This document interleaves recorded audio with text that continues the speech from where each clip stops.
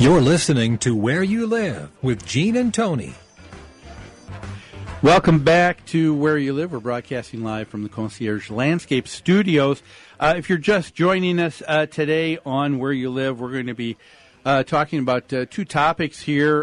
In the first hour here, we're going to be talking about AARP, an organization we're all aware of. They've put together a homeowner's Bill of Rights. And we're going to take a look at these. Are these good and sound? Or are they maybe a little bit pie in the sky? I kind of think that perhaps while there might be some good goals here, I think that there may be some issues with follow through and enforcement. And then, of course, in the second hour, we're going to be talking about a homeowner advocacy group. It's not uncommon for folks to be frustrated living in a homeowners association and feeling a lot of times that they don't have any power.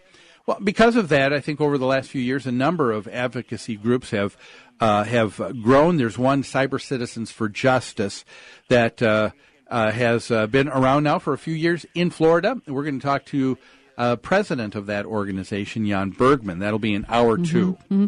And actually, the AARP stepped in as an advocate for homeowners, correct, in this issue, because they were hearing from retirees who were living in homeowners associations who had frustrations and issues with their association.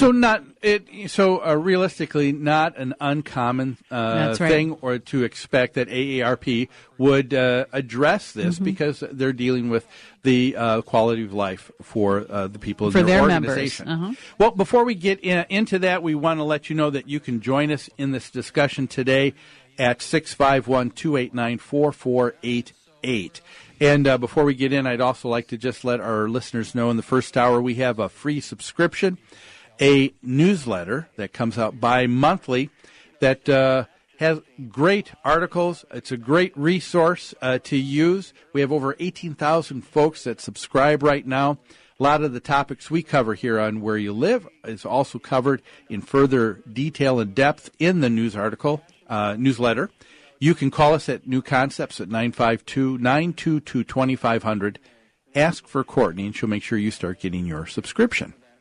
Well, Tony, let's take a look at these Bill of Rights. All right.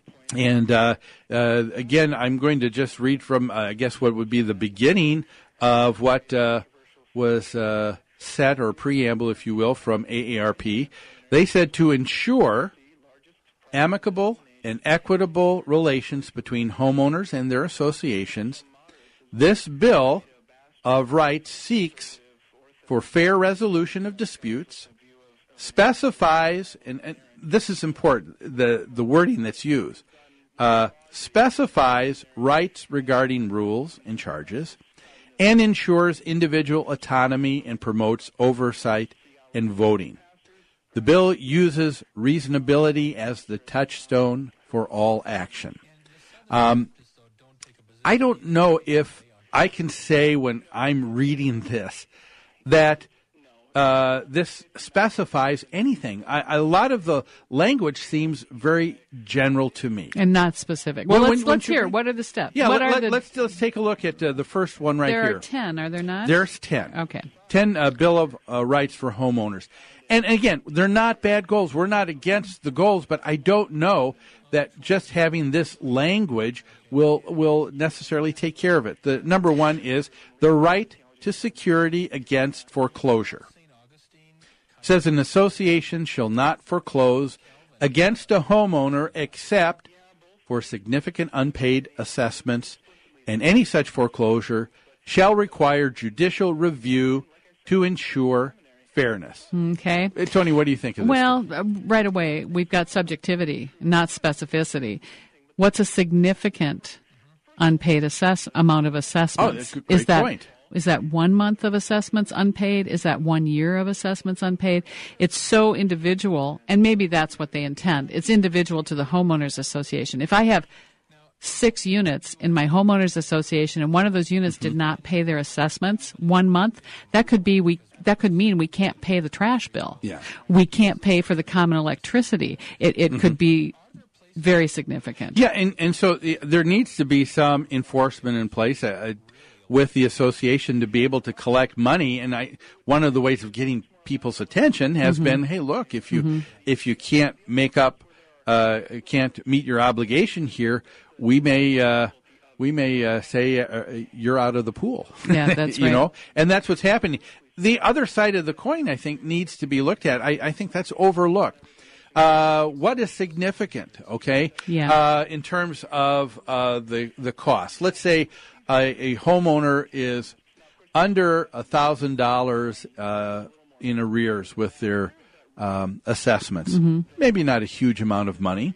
But if you had, like you said, if you had 10 or 15% that aren't paying, now all of a sudden the homeowners that are need to make up for that in order to just keep the lights on, to keep the water going, and to keep the services at the association. So when a homeowner does not pay their assessments, they're forcing their neighbors to chip in more money to cover their costs. And let's say, how about let's put in that example, let's say that as a result, there's an additional $75 a month that needs to be paid now just to cover the people that aren't paying because they don't like something or maybe that they can't.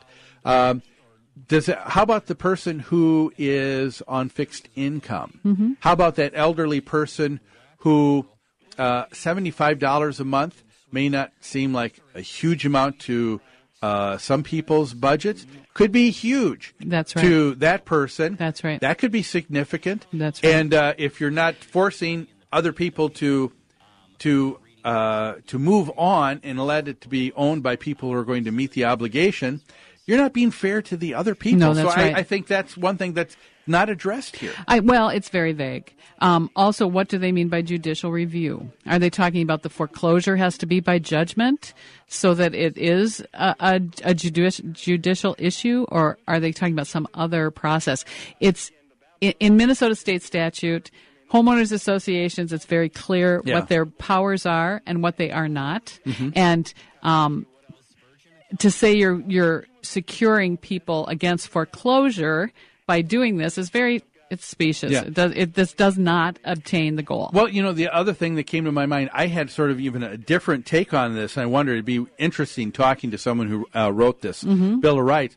I took that to wonder if they were talking about, if you're talking about judicial review, I'm wondering of this whole aspect of whether or not the association is allowed to foreclose. Because if you're talking about that as a possibility, that there has to be a special permission given judicially before you move on. Before you can even foreclose? Now you're talking about delaying with another bureaucracy, another layer of time, allowing things to get even further behind with association dues. Yeah. If that's the case, man, I don't know how that is better. You know, and they're holding this Bill of Rights up as language that any state can use in protecting its homeowner association members. The biggest problem I have with this is just what you said, Gene. They're talking about protecting a small number of members who are causing problems for their neighbors. They're not paying their dues in this instance. And so they want to protect those people at the risk of the other neighbors. I don't get that piece, how they disconnect from that. Yeah, you have to take a look at the whole picture and not just the one. Well, we've got a lot more to cover, but it looks like we've got to take another quick break. We'd love to hear from you, 651-289-4488. We're talking about this homeowner Bill of Rights. Is this a great idea? Or could we look at some other changes to make it more meaningful? We're going to take a break. We'll be back after these messages.